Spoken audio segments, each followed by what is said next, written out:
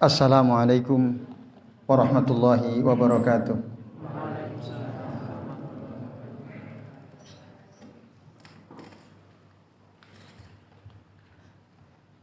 Innal hamdalillah nahmaduhu wa nasta'inuhu wa nastaghfiruh wa na'udzu billahi min shururi anfusina wa min sayyiati a'malina. May yahdihillahu fala mudhillalah wa may yudlil fala hadiyalah. Asyhadu an la ilaha illallah wahdahu la syarikalah wa asyhadu anna Muhammadan abduhu wa rasuluh. Allahumma shalli wa sallim wa barik ala Muhammad wa ala ali Muhammad kama shallaita wa barakta ala Ibrahim wa ala ali Ibrahim fil alamin innaka Hamidum Majid. Rabbi shrah li sadri wa yassir li amri wahlul 'uqdatam min lisani yafqahu qawli, amma ba'du. Bapak-bapak dan ibu-ibu serta jamaah sekalian, a'azani Allah wa iyyakum ajmain. Semoga kita semua yang hadir di majelis ini senantiasa dimuliakan Allah Subhanahu wa taala. Amin ya Allah ya rabbal alamin. Alhamdulillah Bapak Ibu, pada malam ini atas izin Allah kita bisa berjumpa kembali untuk melanjutkan ngaji kitab Bulughul Maram karya Al-Hafidz Ibnu Hajar Al-Asqalani rahimahullah. Dan pada kesempatan kali ini kita akan melanjutkan ya hadis-hadis yang berkaitan dengan kitab jual beli ya. Terutama jual beli yang dilarang dalam syariat. Pada pertemuan pekan lalu kita sudah membahas sampai hadis nomor 23 ya. Sekarang kita akan membahas hadis yang ke-24 yaitu tentang larangan bai'u an-najas.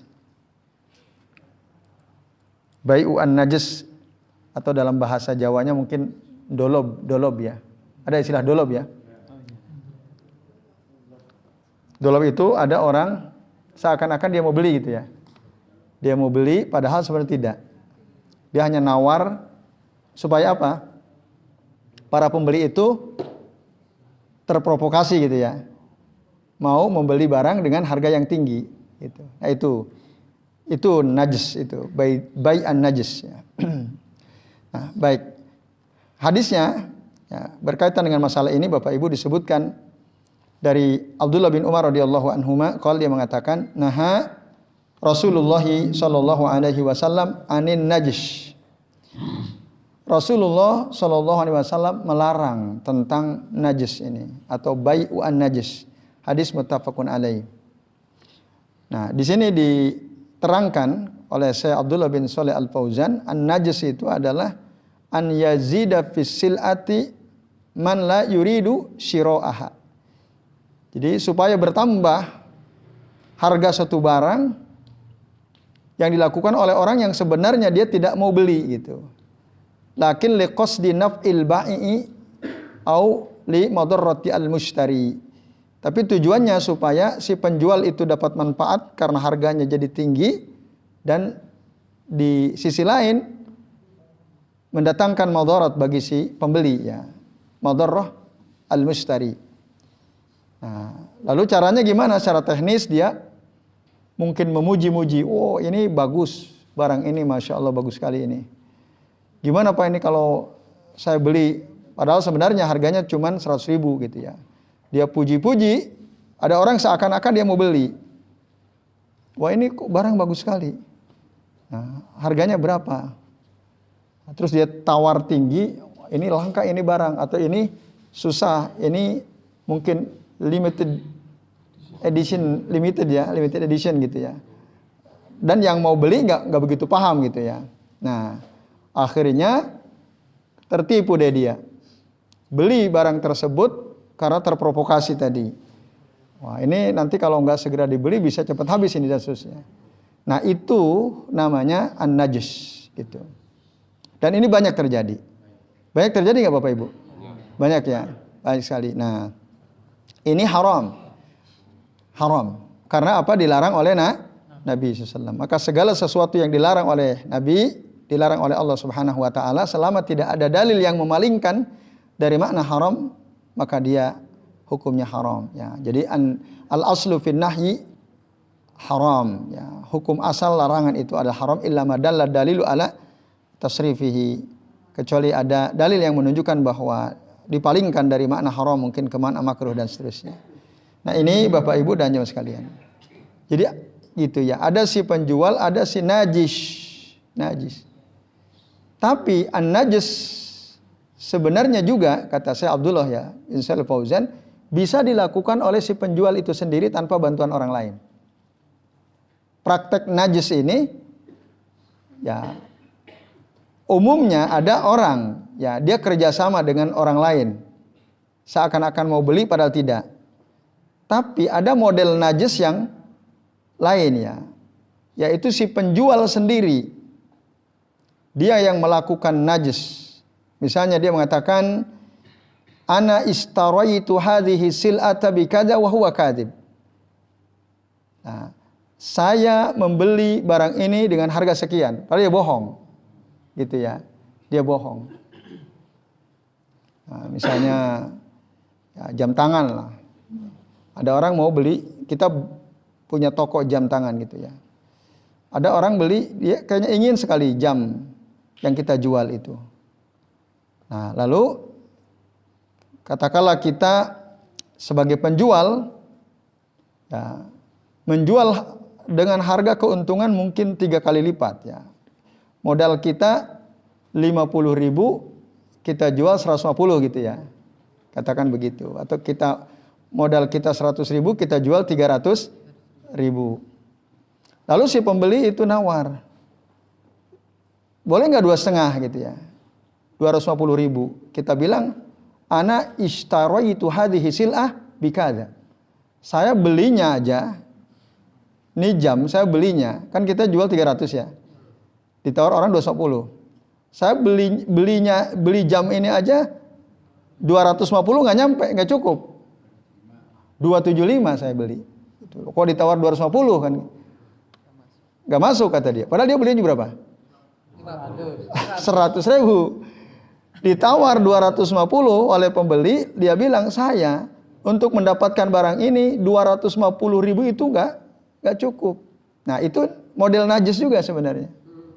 Ya, supaya orang mau beli dengan harga 300.000. Kan orang jadi mikir, oh kalau si penjualnya beli 275, 300 masih masuk akal kan? Nah, akhirnya oke deh kalau gitu saya beli 300.000. Padahal dia modalnya cuma 100.000. Nah, itu najis. Model najis. Nah, ini Bapak Ibu dan jamaah sekalian. Nah, supaya apa? Dia membeli biqimatin murtafi'ah dengan harga yang tinggi. Nah, caranya macam-macam ya. Bisa dengan cara seperti itu. Intinya ada kebohongan. Nah, jadi najis itu intinya ada kebohongan. Tapi kalau nggak ada bohongan nggak apa-apa. Pula beli 100, dijual 300, tapi nggak ngomong. Mau tak jual 300. Terus dia nawar 250 gimana Pak? Iya, 250 gimana? Silakan ambil. Nggak masalah. Nggak masalah.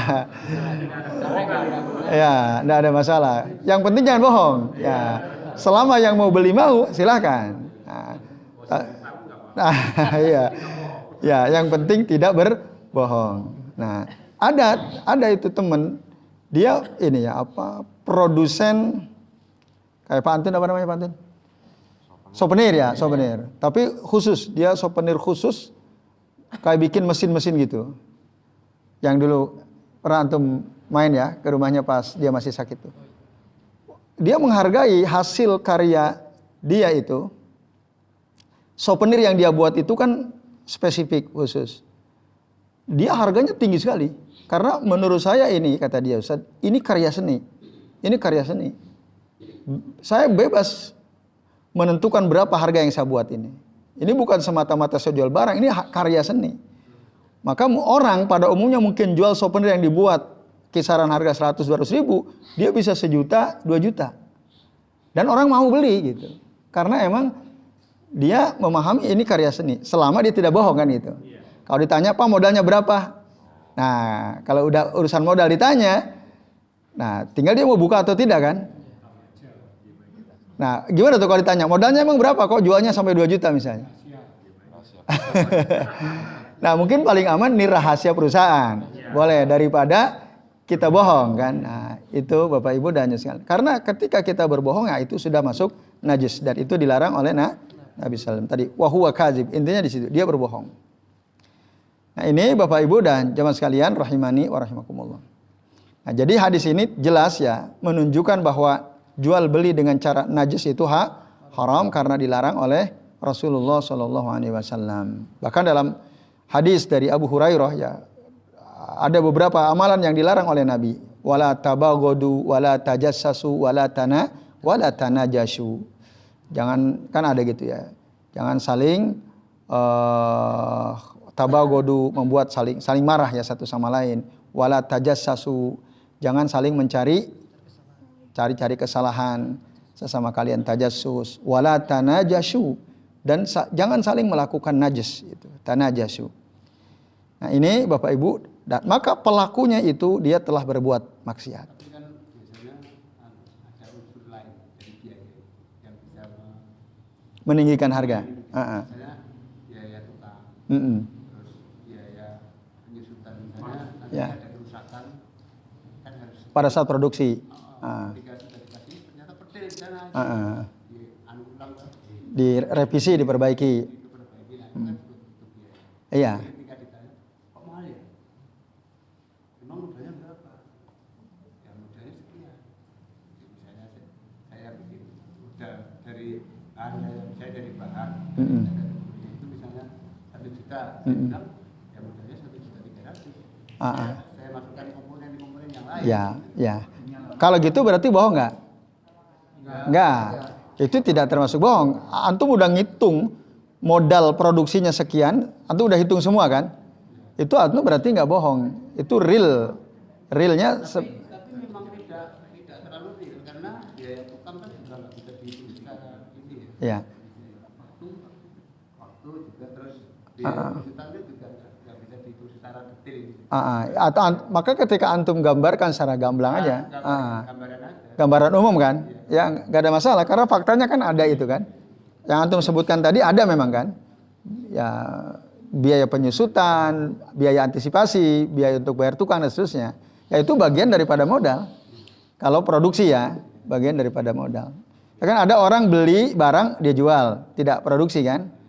Nah itu kan lain lagi. Kalau ditanya modalnya berapa, nah, tentu saja perhitungannya berbeda. Apalagi untuk produsen, itu hitungnya susah. Nah itu, ya maka itu tentu yang lebih tahu si produsen modalnya berapa. Poinnya adalah jangan bohong, udah gitu aja. Poinnya jangan berbohong, udah gitu aja. Selama apa yang kita jelaskan sesuai fakta, itu tidak mengapa. Ya itu Pak Antun. Baik. Nah, Bapak Ibu dan jamaah sekalian, a'azani Allah wa iyyakum ajmain. Bagaimana kalau ada orang jual barang, lalu ada orang lain dia mau membantu kita lah, lalu dia melakukan najis gitu ya, pura-pura nawar. Tapi nggak kita nggak minta sama sekali dia untuk melakukan hal itu. Maunya sendiri. Nah, apakah si penjual berdosa?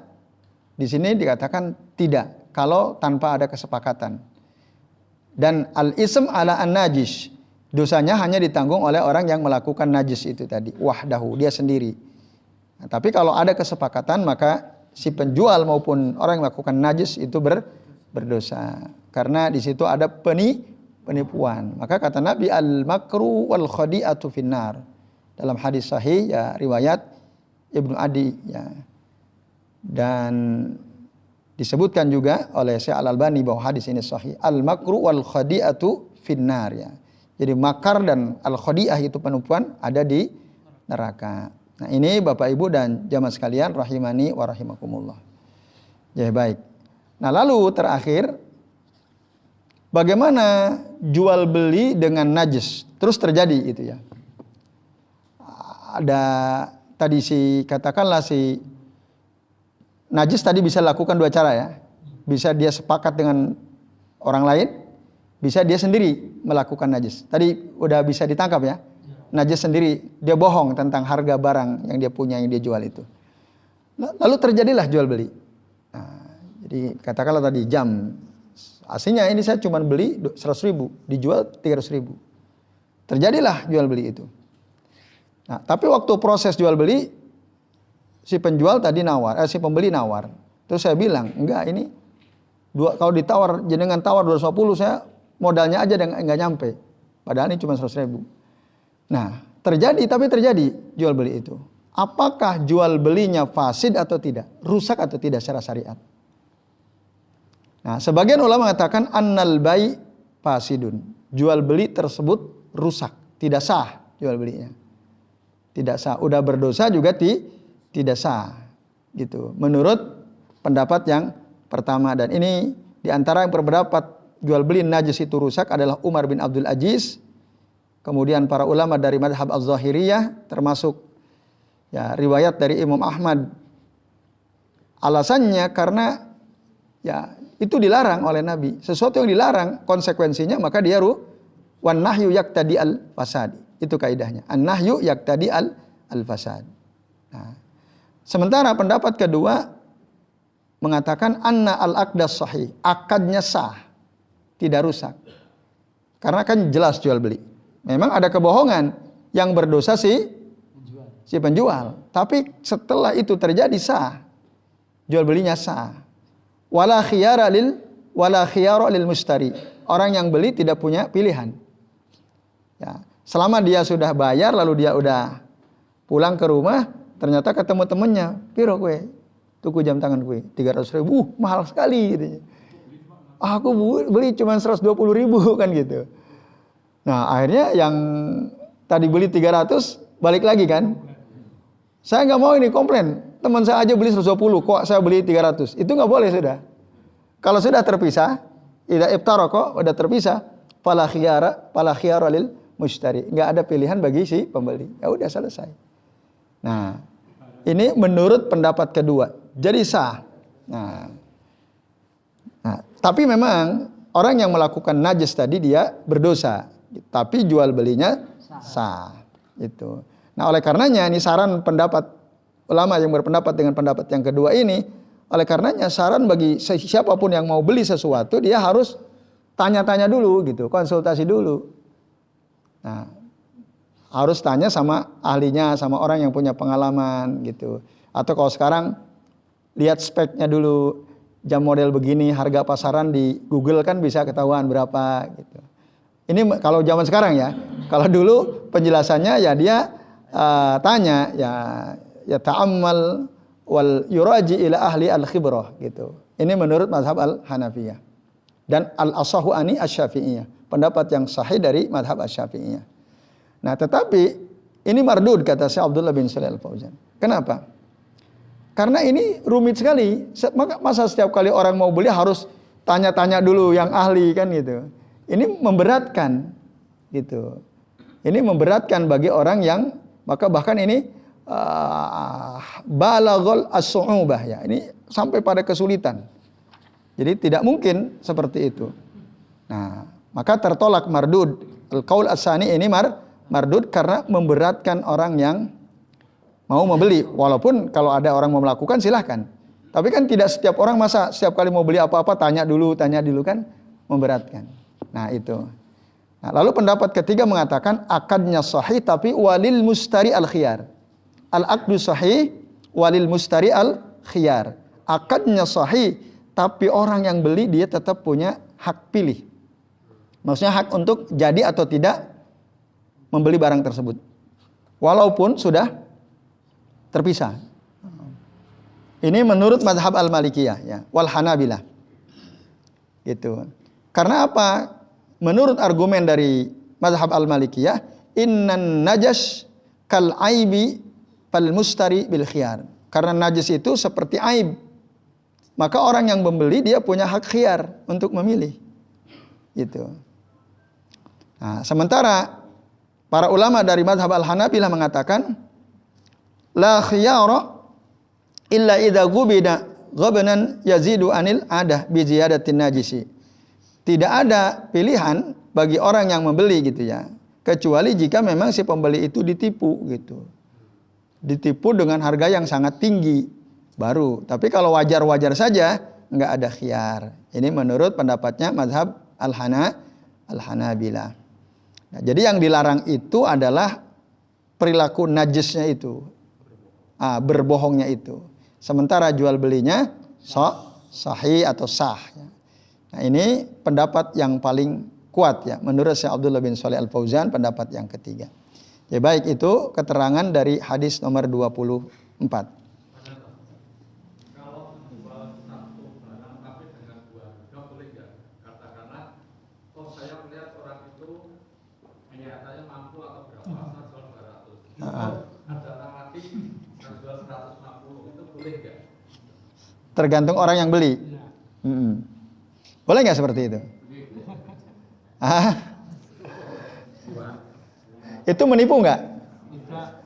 Kalau orang lokal beli 100.000, kalau turis yang beli 500.000 gitu ya? Kira-kira gitu ya?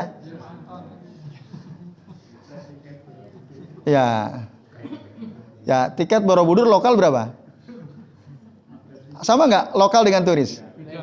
Beda. Itu nipu nggak? Menipu nggak? Nggak ya. Nggak menipu.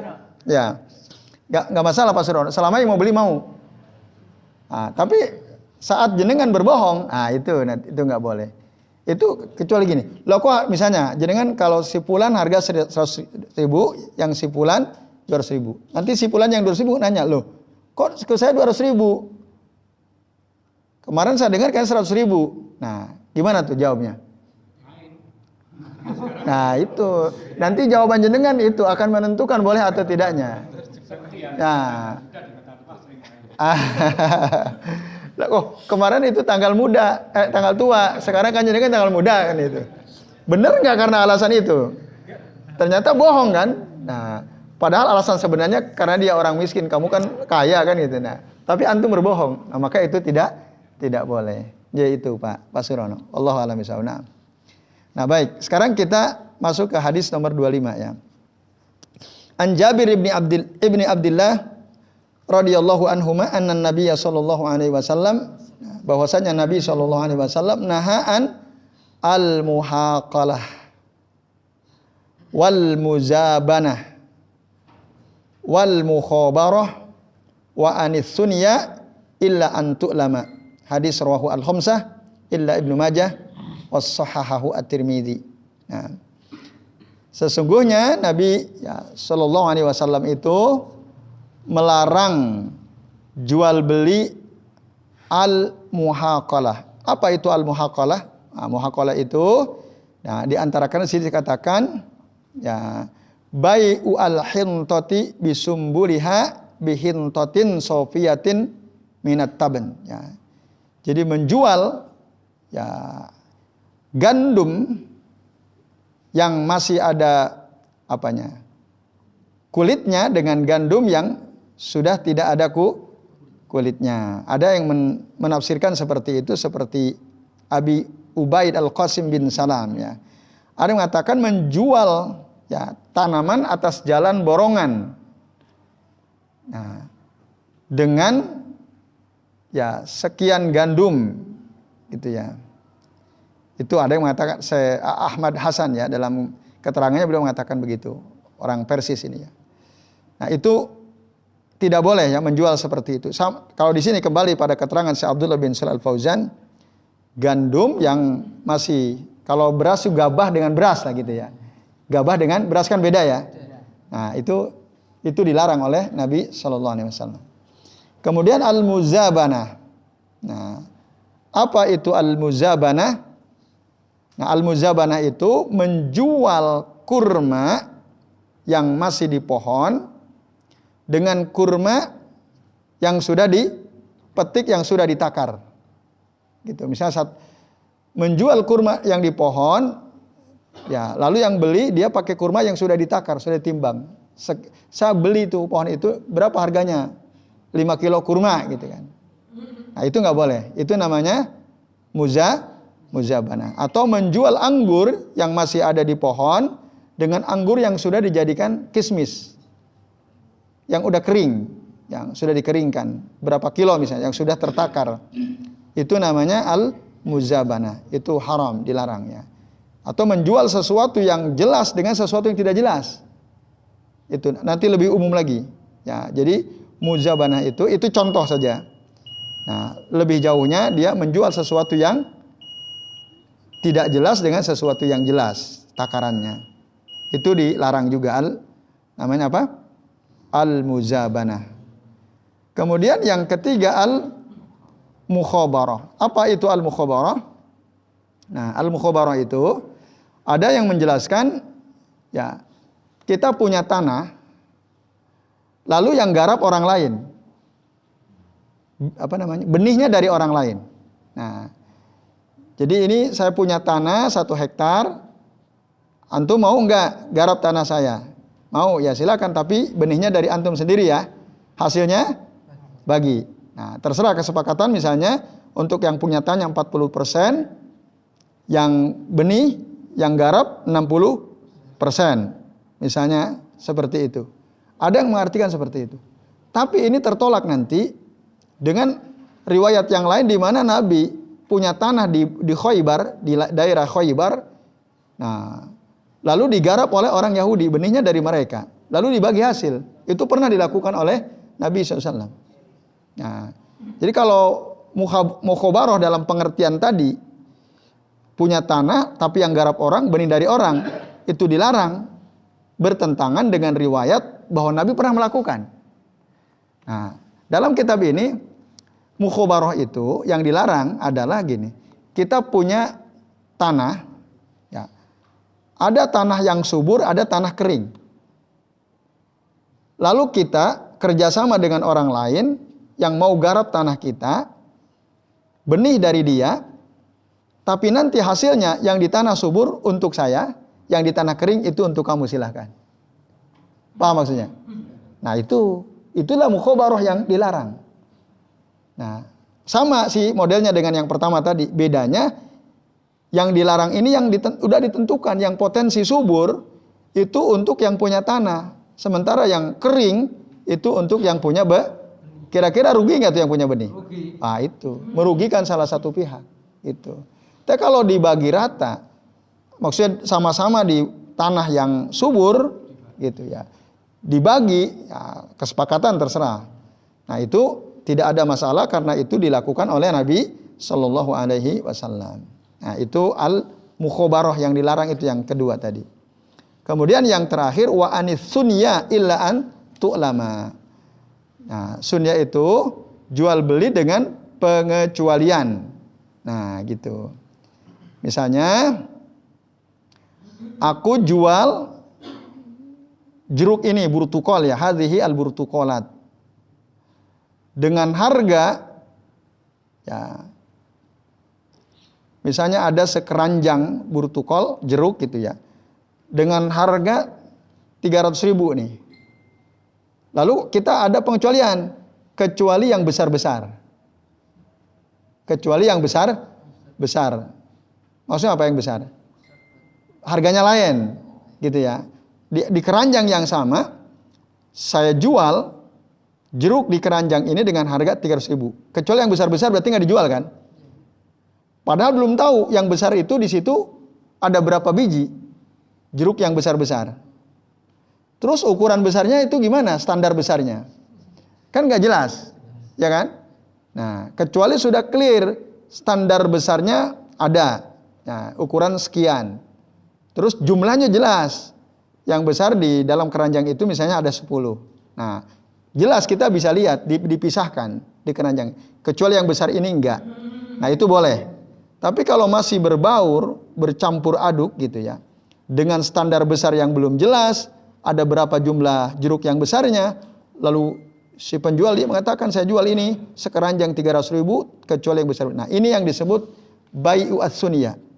Illa an tu'lam, kecuali kalau diketahui standarnya tadi ya, berapa jumlahnya dan seterusnya, baru itu boleh. Jadi ini Bapak Ibu dan jamaah sekalian rahimani wa rahimakumullah ya. Mana yang boleh dan mana yang tidak boleh. Jadi sementara ini sebelum diakhiri, apakah ada yang belum jelas yang mau ditanyakan? Walaupun tadi di tengah-tengah sudah ada pertanyaan ya. Kalau bisa ke depan bertanyanya setelah rampung gitu ya. Ya gitu. Ya. Iya, kebiasaan. Sudah jelas ini ya? Ya. Kalau ini kan ya. Saya berapa kali beli online ya. Kalau di fotonya bagus sekali. Sudah datang berapa kali beli sepatu nggak bisa dipakai. Ya. beli barang kalian apalagi spare part. Nggak bisa mahal-mahal, nggak bisa dipakai. Ya. Karena memang kita nyari nggak ada jual lain ada. Ternyata pas sudah datang sudah dibayar maka tidak sesuai harapan. padahal dia bilangnya bagus. Deskripsinya bagus gitu ya. Katanya yang kali bil kali itu adalah haram hukumnya. Apa betul? Itu termasuk kali bil kali. Apa kali bil kali itu? Apa namanya? Yang belum kan itu apalagi yang Belum jelas. dikembalikan dia belum milik dia. Ya. Nah, sekarang itu kan ada model COD apa? Cek dulu. Itu Pak. Sekarang alhamdulillah ya sudah ada perkembangan. Sophie mungkin paham juga dia.